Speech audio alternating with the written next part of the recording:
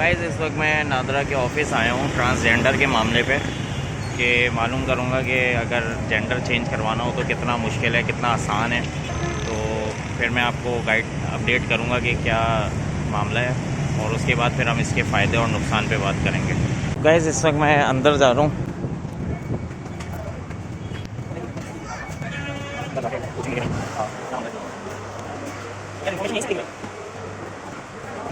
अस्सलाम वालेकुम सर, ये जो अभी बिल वगैरह जो पास हुआ है तो जेंडर वगैरह चेंज करवाना, उसके लिए अभी आपके पास कुछ आया है या? जेंडर तो मेडिकल पे होता है मेरे ख्याल में। हाँ मेडिकल बेस पे होता है। वो तो ठीक है, लेकिन जो वो आ रहा है कि नादरा में अगर आप जाएंगे और आप चाहेंगे तो आप वो आपका जेंडर चेंज कर देंगे। हाँ हो जाएगा, मेडिकल बेस पे होगा कि आप मेडिकल सर्टिफिकेट जमा करवाना पड़ेगा, लेकिन ऐसी तो कोई शर्त उन्होंने नहीं रखी। किन्होंने जो बिल पास हुआ है उसमें तो है कि बगैर मेडिकल टेस्ट के हो जाएगा। हो जाएगा। हाँ, आपके पास कोई ऐसी इन्फॉर्मेशन नहीं आई अच्छा अभी तक? कोई आया वैसे आपके पास? मजीद इनसे मालूम करें। सर एक बात बताएं कि जैसे जेंडर चेंज करवाना, जेंडर चेंज करवाए। हाँ जेंडर चेंज करवाना है तो उसके लिए क्या, कहाँ जाना पड़ेगा? जैसे शनाख्ती कार्ड में जेंडर चेंज करवाना है।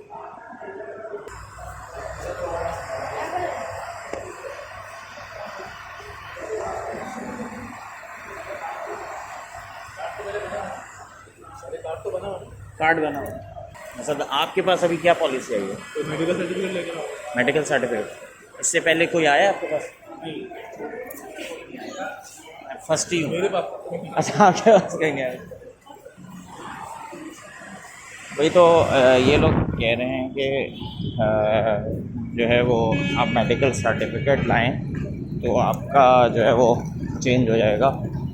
आपने देखा कि मैं जो है वो नादरा के ऑफ़िस गया और वहाँ पर मैंने इस चीज़ की तस्दीक की कि अगर कोई शख्स आपके पास आता है, और बल्कि मैं ख़ुद ही मैंने उनसे कहा कि मुझे जो है वो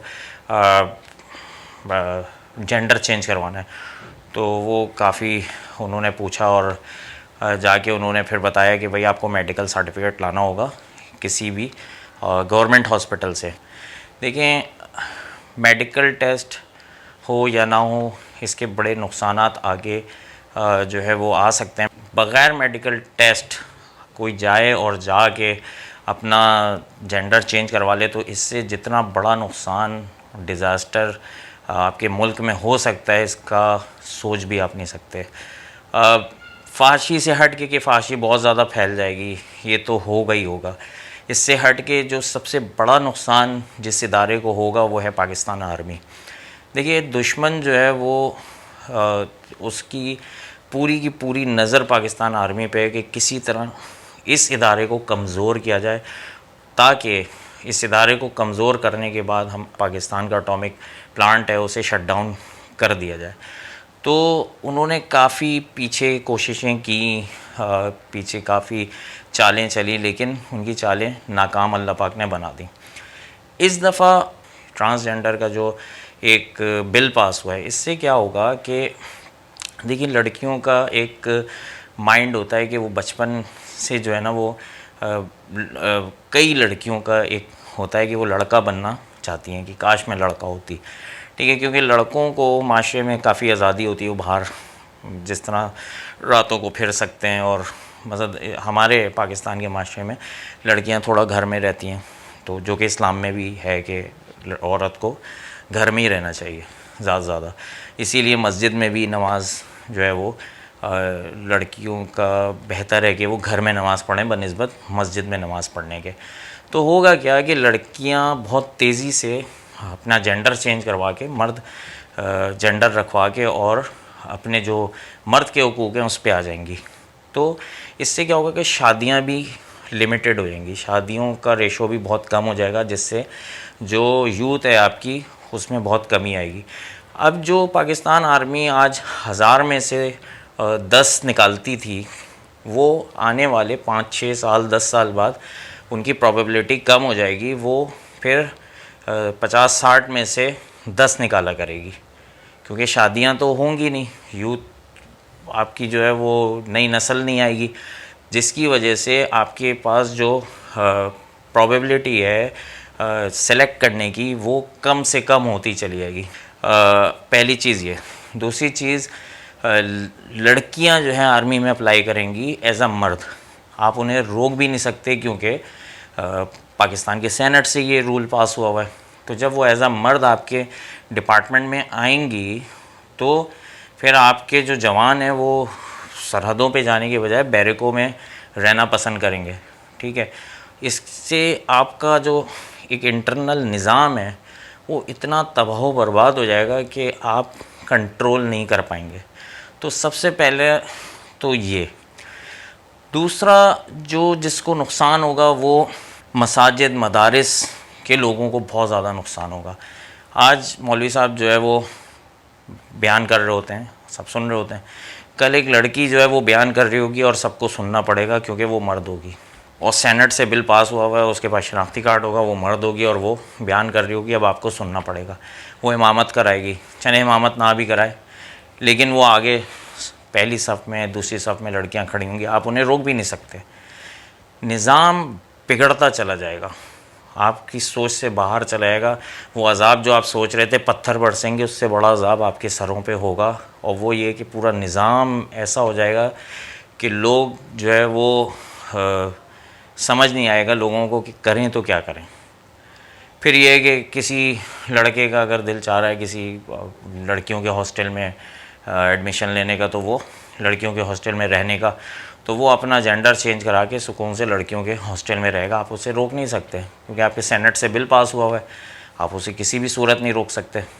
तो होगा क्या कि फ़हाशी से एक अलग फ़हाशी तो बहुत ज़्यादा बढ़ जाएगी। जैसे नबी पाक सल्लल्लाहु अलैहि वसल्लम ने फरमाया कि ज़ना बहुत आम हो जाएगा आखिरी वक्तों में, तो फ़हाशी तो बहुत ज़्यादा आम हो जाएगी।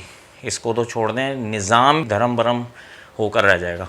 अब जैसे शीरीन मज़ारी ने जो असेंबली में खड़े होकर कहा और वो तरफदारी कर रही थी बहुत ज़्यादा, तो कल को वो जाती हैं और अपना जेंडर चेंज करा देती हैं, मर्द बन जाती हैं, और फिर वो वज़ीर आज़म प्राइम मिनिस्टर के लिए जो है वो अप्लाई करती हैं और प्राइम मिनिस्टर कल को बनती हैं, तो उन पे ख़ातून के जो रूल्स हैं वो अप्लाई नहीं होंगे, उन पे मर्द के रूल अप्लाई होंगे।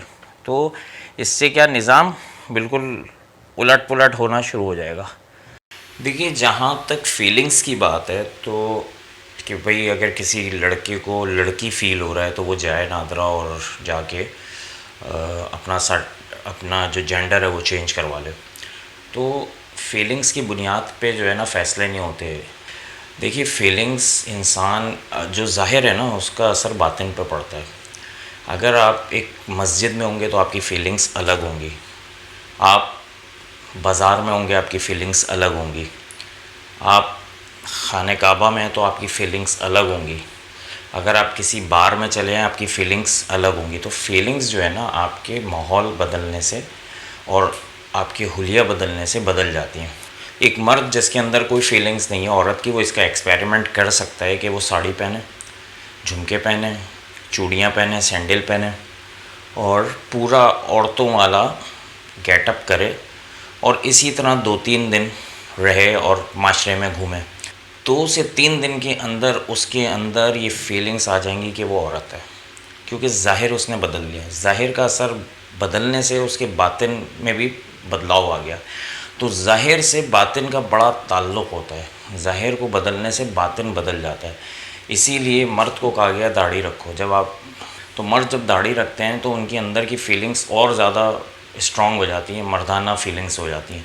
तो ज़ाहिर का असर बातिन पे पड़ता है। इसीलिए अल्लाह ताला ने फरमाया कि वकूनू मअ सादिक़ीन, नेक लोगों के साथ बैठो। तो जो शख्स ये कह रहा है कि मेरी फ़ीलिंग्स औरत वाली है तो उसको तबलीग पे भेज दें, तबलीगियों के साथ तबलीग पे भेज दें 40 दिन के लिए। उस 40 दिन के बाद जब वो आएगा तो उसकी फ़ीलिंग्स बिल्कुल बदली हुई होंगी और वो ख़ुद कहेगा कि नहीं यार मैं तो मर्द हूँ।